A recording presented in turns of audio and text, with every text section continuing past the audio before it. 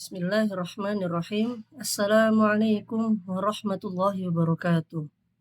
Perkenalkan, nama saya Ramadan Dwi Saputra. Saya mahasiswa dari Fakultas Agama Islam, Prodi Pendidikan Agama Islam, kelas 4E PAI. Adanya saya membuat video ini untuk memenuhi tugas ujian akhir semester dari mata kuliah Filsafat Pendidikan yang diampu oleh yang terhormat Bapak Dr. Iqbal Amar Muzaki, SPDI, SPD, MPD. Pertama-tama saya akan menjawab soal ujian yang pertama. Soal yang pertama tentang demonstrasi pendidikan kerap dianggap sebagai jalan menuju keadilan dan kesetaraan belajar. Analisalah bagaimana prinsip-prinsip demokrasi pendidikan dapat diterapkan dalam konteks pembelajaran pendidikan agama Islam di sekolah umum. Lalu evaluasilah tantangan utama dalam penerapannya di era digital saat ini. Baik, saya akan menjawab soal yang pertama. Demonstrasi pendidikan berarti memberi hak dan kesempatan belajar yang setara bagi semua peserta didik tanpa membeda-bedakan latar belakang ekonomi, sosial, budaya, ataupun agama. Dalam konteks pembelajaran pendidikan agama Islam di sekolah umum, prinsip ini bisa diterapkan dengan berbagai cara. Yang pertama, guru PAI perlu mengembangkan metode pembelajaran yang inklusif dan menghargai keberagaman. Misalnya dengan membuka ruang diskusi dan dialog dalam kelas. Siswa diberi kebebasan menyampaikan pendapat dan pengalaman religiusnya. Masing-masing ini menciptakan suasana yang adil dan menghormati kebebasan berpikir sebagaimana nilai-nilai Islam itu sendiri, yang menjunjung tinggi keadilan dan musyawarah. Dan yang kedua, guru harus adil dalam memberikan perhatian dan kesempatan kepada seluruh siswa tanpa pilih kasih. Penilaian pun sebaliknya tidak hanya berfokus pada aspek kognitif, tapi juga aspek afektif dan spiritual siswa sesuai dengan karakter pendidikan Islam. Namun, di era digital saat ini, penerapan demokratisasi pendidikan menghadapi tantangan besar. Salah satunya adalah kesenjangan akses teknologi. Tidak semua siswa memiliki perangkat atau koneksi internet yang memadai, sehingga muncul ketimpangan dalam proses belajar mengajar. Selain itu, banjir informasi digital yang seringkali membuat siswa terpapar pada konten keagamaan yang tidak kredibel, bahkan ekstrim. Ini menurut guru PAI untuk lebih aktif dalam memberikan literasi digital yang kuat serta membimbing siswa memilah informasi keislaman yang benar, moderat, dan sesuai nilai-nilai kebangsaan. Kesimpulan dari jawaban nomor 1 ini, prinsip demokratisasi dalam pembelajaran pendidikan agama Islam bisa mendorong keadilan dan kesetaraan belajar jika dilaksanakan dengan pendekatan terbuka, adil, dan peka terhadap kondisi siswa.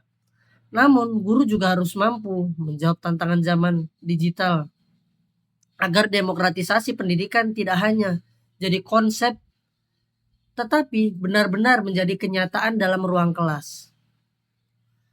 Dan saya akan menjawab soal ujian yang kedua. Soal yang kedua yaitu Ibnu Khaldun memandang pendidikan sebagai proses bertahap yang memperhatikan aspek akal, adab, sintesis konsep pendidikan Ibnu Khaldun dengan model pembelajaran PAI berbasis kurikulum merdeka. Bagaimana Anda mengaplikasikan sintesis ini dalam rancangan pembelajaran PAI di kelas menengah pertama atau SMP? Baik, Ibnu Khaldun memandang pendidikan bukan hanya proses pengisian akal, tapi juga pembentukan adab ataupun akhlak. Menurut beliau, pendidikan harus berjalan secara bertahap, dimulai dari hal yang mudah dan konkret, lalu meningkat ke pemahaman yang lebih mendalam. Ini sejalan dengan pendekatan kurikulum merdeka yang menekankan pada diferensiasi, kemerdekaan belajar, dan penguatan karakter. Menyinergisasikan keduanya, kita bisa merancang pembelajaran PAI yang memperhatikan potensi intelektual dan moral siswa secara seimbang. Sebagai contoh, dalam pembelajaran tentang rukun iman, guru tidak hanya menjelaskan secara kognitif, tapi juga mengingatkan dengan sikap sehari-hari yang menunjukkan keimanan, seperti bersikap jujur, berdoa, dan menghargai sesama. Dalam praktiknya, di kelas SMP, guru bisa menerapkan pembelajaran berbasis proyek atau problem based learning. Misalnya, siswa diminta membuat video pendek tentang bagaimana meneladani akhlak Nabi Muhammad SAW di sekolah. Ini tidak hanya mengasah akal, tapi juga menanamkan nilai dan adab secara langsung dalam pengalaman belajar mereka. Lebih jauh dari pembelajaran, juga harus bersifat diferensiatif. Artinya guru perlu memahami bahwa setiap siswa memiliki gaya belajar yang berbeda. Ada yang kuat di aspek visual, ada yang lebih cepat menangkap pemahaman dengan praktik langsung. Hal ini sesuai dengan semangat Ibnu Khaldun, bahwa pembelajaran harus dilakukan secara bertahap, sabar, dan sesuai dengan kemampuan siswa. Kesimpulan dari jawaban yang nomor 2, sintesis antara pemikiran Ibnu Khaldun dan kurikulum Merdeka melahirkan rancangan pembelajaran PAI yang menekankan keseimbangan antara kecerdasan intelektual dan pembentukan karakter dengan pendekatan yang bertahap, fleksibel, dan kontekstual. Pendidikan PAI di tingkat SMP akan lebih bermakna dan membumi. Baik, itu jawaban yang nomor 2. Saya akan lanjut ke jawaban soal yang ketiga. Soal yang ketiga adalah Kiai Haji Ahmad Dahlan menekankan pentingnya integrasi ilmu agama dan sains dalam pendidikan. Evaluasilah relevansi pandangan ini dalam menghadapi tantangan dekadensi moral di kalangan pelajar saat ini. Selanjutnya, jelaskan satu desain pembelajaran PAI yang mencerminkan semangat integratif tersebut. Baik, saya akan menjawab soal yang ketiga. Pandangan Kiai Haji Ahmad Dahlan tentang pentingnya mengintegrasikan ilmu, terutama ilmu agama dan ilmu sains, sangat relevan dengan kondisi pelajar saat ini. Di era modern, kita sering melihat adanya dekadensi moral, seperti kurangnya rasa hormat, meningkatnya perilaku yang menyimpang, dan menurunnya nilai spiritual dalam kehidupan sehari-hari seorang siswa ataupun pelajar. Integrasi antara agama dan sains yang diajarkan oleh Kiai Haji Ahmad Dahlan adalah solusi strategis. Karena jika pendidikan hanya berfokus pada ilmu pengetahuan tanpa nilai-nilai spiritual, maka ilmu bisa menjadi liar dan digunakan untuk hal-hal yang menyimpang ataupun hal yang salah. Sebaliknya, jika agama diajarkan tanpa wawasan dunia, akan sulit beradaptasi dengan perkembangan zaman. Untuk menjawab tantangan saat ini, guru PAI bisa membuat desain pembelajaran yang menggabungkan antara keduanya. Contoh, ketika membahas materi tentang alam semesta dalam Al-Quran, guru bisa mengajak para siswa ataupun murid-murid untuk meneliti fenomena sains seperti siklus air, sistem tata surya, atau penciptaan manusia. Dari sana, siswa diajak untuk merenung bahwa sains justru menguatkan keimanan, bukan malah sebaliknya, yaitu memisahkan. Desain pembelajaran bisa berupa kolaborasi lintas mata pelajaran, misalnya proyek tematik antara guru PAI dan guru IPA. Misal tentang keajaiban ciptaan Allah, siswa dibagi dalam kelompok untuk mencari fakta sains dan mengaitkannya dengan ayat-ayat Al-Quran, lalu mempresentasikannya dalam bentuk video kreatif. Dengan pendekatan seperti ini, siswa tidak hanya cerdas secara akademik, tapi juga memiliki landasan moral dan spiritual yang kuat. Inilah bentuk nyata dari filosofi pendidikan Ahmad Dahlan, yaitu menyatukan akal dan iman dalam proses pembelajaran. Baik, itu jawaban nomor 3 dari saya. Sekarang lanjut ke soal nomor 4. Kiai Haji Hasyim Asy'ari menekankan pentingnya akhlak dalam pendidikan dan sikap tawadhu terhadap guru. Analisislah pemikiran ini dalam konteks pengembangan karakter siswa dalam pembelajaran PAI. Bagaimana penerapan nilai-nilai dapat mengintegrasi krisis keteladanan guru di era modern. Baik, Kiai Haji Hasyim Asy'ari mengajarkan bahwa akhlak dan tawadhu adalah atau sikap rendah hati terhadap guru adalah inti dari pendidikan Islam. Menurut beliau, ilmu tidak akan bermanfaat tanpa adanya adab. Dan adab harus ditanamkan lebih dahulu sebelum adanya ilmu yang diajarkan. Dalam konteks pendidikan saat ini, terutama dalam pembelajaran PAI, nilai-nilai ini sangat penting untuk membentuk karakter siswa yang kuat secara moral dan spiritual. Di era digital, krisis keteladanan guru menjadi salah satu tantangan besar. Banyak siswa yang kehilangan figur seorang guru ataupun panutan seorang uswah karena guru lebih sibuk dengan administrasi, teknologi, ataupun kurang membangun relasi emosional. Di sisi lain, siswa juga mulai kehilangan rasa hormat, rasa respect kepada guru karena pengaruh budaya yang populer yang menggabungkan batas antara murid dan pengajar. Untuk mengatasi hal-hal ini, nilai-nilai akhlak dan tawadhu bisa diintegrasikan dalam proses pembelajaran PAI secara nyata. Misalnya, sebelum mulai pelajaran, guru bisa membiasakan siswa untuk membaca doa dan menyampaikan adab menuntut ilmu dan memberi teladan dalam hal kejujuran, kesabaran, serta ketegasan yang santun.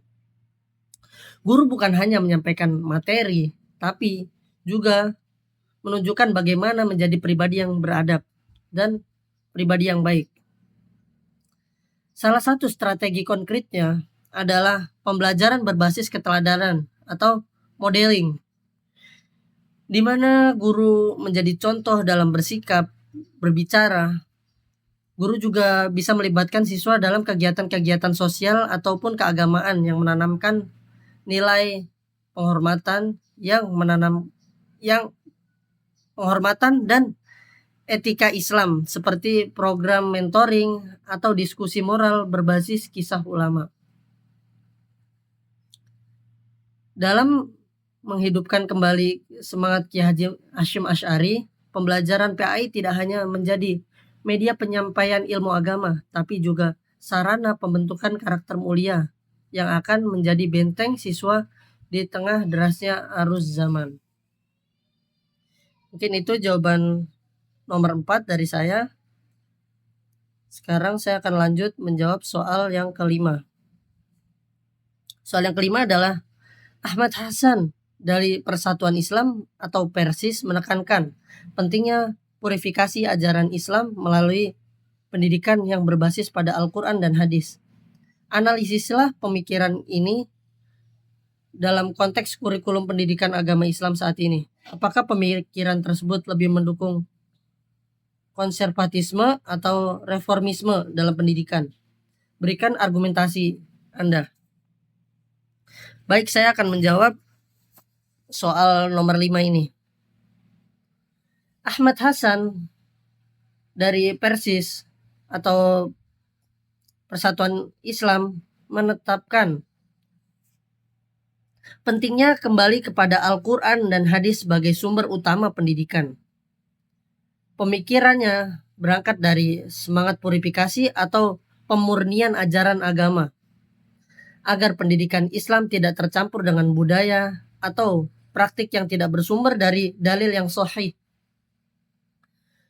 Dalam konteks kurikulum pendidikan agama Islam atau PAI, saat ini pandangan ini sangat relevan, terutama untuk menjaga kemurnian ajaran di tengah arus informasi dan pemikiran yang beredar luas di era digital saat ini. Kurikulum PAI saat ini memang telah berupaya menyeimbangkan antara nilai-nilai klasik dan kontemporer. Namun ada beberapa tantangan dalam menjaga agar materi ajar tetap berpegang pada dalil yang kuat, bukan hanya untuk sekedar nilai-nilai umum. Jika dilihat dari sudut pandang pendidikan, pemikiran Ahmad Hasan cenderung mendukung pendekatan reformisme, bukan konservatisme. Kenapa? Karena walaupun ia menekankan kemurnian, tetapi ia ingin melakukan reformasi terhadap pemahaman Islam yang sudah terkontaminasi oleh tradisi yang tidak berdasar. Ia mengajak umat untuk berpikir kritis, rasional, dan kembali kepada sumber yang otentik, bukan malah membekukan pemikiran seperti dalam konservatisme. Dalam pendekatan reformis ini, kurikulum PAI bisa diarahkan untuk lebih mendorong siswa memahami Al-Quran dan hadis secara langsung, bukan hanya melalui tafsir turun-temurun. Misalnya, pembelajaran berbasis dalil dan kajian tematik bisa dilakukan dengan proyek eksplorasi ayat-ayat Al-Quran yang relevan dengan kehidupan modern. Melalui cara ini, pendidikan Islam akan tetap bersifat dinamis, murni, dan adaptif terhadap perubahan zaman tanpa kehilangan nilai-nilai dasarnya. Mungkin itu jawaban dari soal yang kelima. Sekarang saya akan lanjut ke soal yang keenam. Soal yang keenam adalah ontologi, epistemologi, dan aksiologi merupakan 3 pilar dalam filsafat pendidikan Islam. Buatlah sintesis hubungan antara ketiganya, lalu analisislah bagaimana ketiganya dapat digunakan sebagai landasan dalam menyusun visi dan misi program studi pendidikan agama Islam. Baik, saya akan menjawab soal yang keenam. Dalam filsafat pendidikan Islam, ontologi, epistemologi, dan aksiologi adalah 3 pilar utama yang saling terkait. Baik, saya akan mengulang jawaban saya. Jawaban dari soal nomor 6. Dalam filsafat pendidikan, ontologi, epistemologi, dan aksiologi adalah 3 pilar utama yang saling terkait dalam membentuk dasar dari tujuan pendidikan itu sendiri. Yang pertama, ontologi membahas hakikat keberadaan. Dalam hal ini, hakikat manusia, ilmu, dan Tuhan. Dalam pendidikan Islam, manusia dipandang sebagai makhluk yang memiliki jasmani dan ruhani, diberi potensi oleh Allah Subhanahu wa Ta'ala untuk mengenalnya dan menjalani kehidupan sesuai syariat. Maka pendidikan harus diarahkan untuk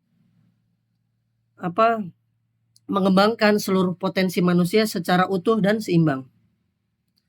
Dan yang kedua ada epistemologi.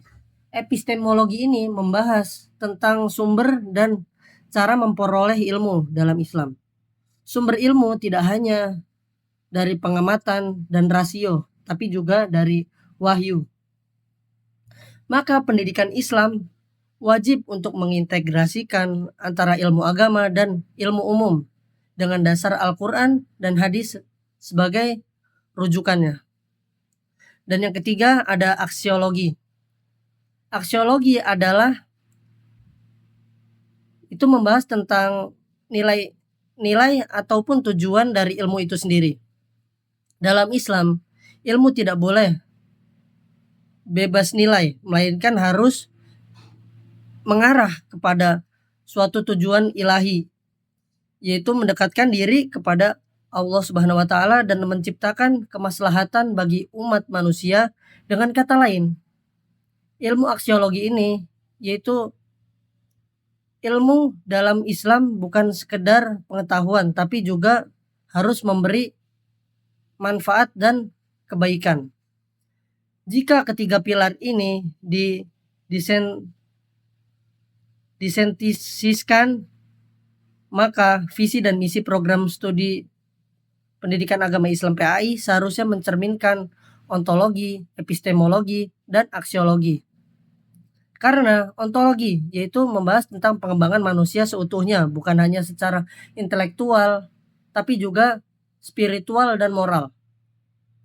Dan yang kedua, epistemologi, yaitu mengajarkan tentang pendidikan yang berlandaskan kepada wahyu Allah dan akal sehat yang mendorong integrasi ilmu agama dan ilmu-ilmu umum. Dan yang terakhir, yang ketiga, yaitu aksiologi, yaitu mengajarkan tentang ilmu menghasilkan lulusan yang tidak hanya cerdas tetapi juga berakhlak mulia, berorientasi pada pengabdian dan maslahat umat. Dengan dasar itu, visi dan misi PAI bisa berbunyi menjadi program studi unggulan dalam mencetak pendidik PAI yang integratif, berakhlak, dan berdasarkan pada nilai-nilai Islam. Sedangkan misinya mencakup seperti penguatan keilmuan berbasis wahyu, pengembangan karakter, serta pengabdian masyarakat yang berorientasi pada nilai-nilai agama Islam. Mungkin itu jawaban untuk soal nomor 6, dan saya akan lanjut ke soal nomor 7. Soal nomor 7 adalah Syekh Naqib Al-Attas memperkenalkan konsep ta'dib sebagai orientasi utama pendidikan Islam. Evaluasilah konsep ini dalam perbandingannya dengan tujuan pendidikan nasional. Bagaimana konsep ini dapat diterapkan dalam penyusunan RPP pada mata pelajaran pendidikan agama Islam? Baik, saya akan menjawab soal yang ketujuh. Syekh Naqib Al-Attas memperkenalkan konsep ta'dib sebagai inti dari pendidikan Islam. Menurut beliau, pendidikan Islam bukan sekedar proses transfer ilmu, tapi lebih dari itu. Pendidikan adalah proses penanaman adab, yaitu perilaku yang tepat terhadap diri sendiri, sesama, ilmu, dan Tuhan. Jika dibandingkan dengan tujuan pendidikan nasional di Indonesia, yaitu mengembangkan potensi peserta didik agar menjadi manusia yang beriman, berakhlak, bertakwa, sehat, berilmu, cakap, kreatif, mandiri, dan menjadi warga negara yang demokratis serta bertanggung jawab, maka sebenarnya dari irisan nilai yang sama, namun perbedaannya adalah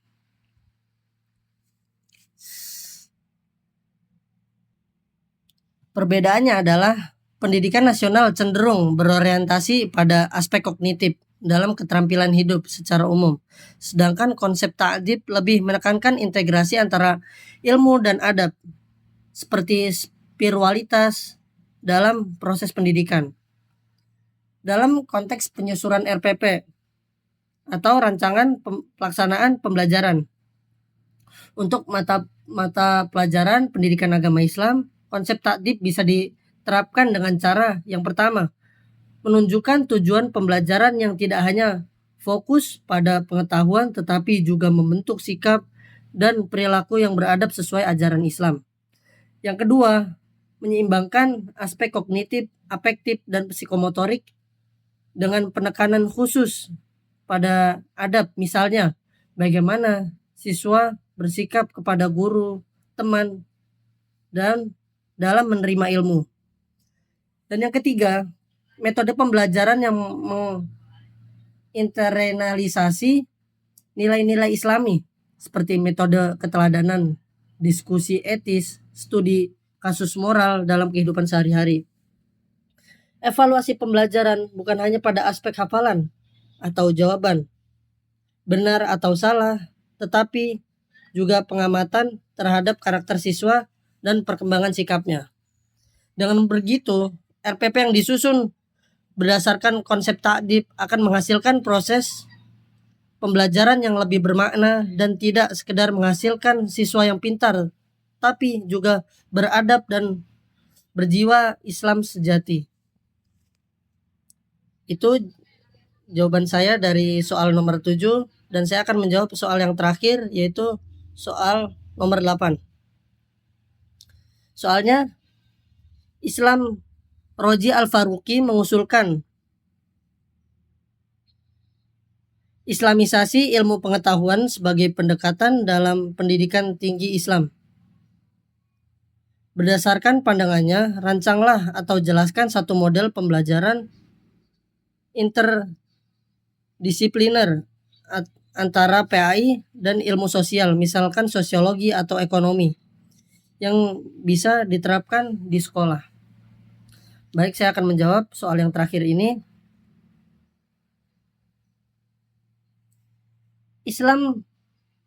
Ismail Roji Al-Faruqi memperkenalkan konsep Islamisasi ilmu pengetahuan sebagai respon terhadap dominasi ilmu barat yang sekuler. Menurutnya, ilmu pengetahuan seharusnya tidak dilepaskan dari nilai-nilai Islam, melainkan diintegrasikan agar membawa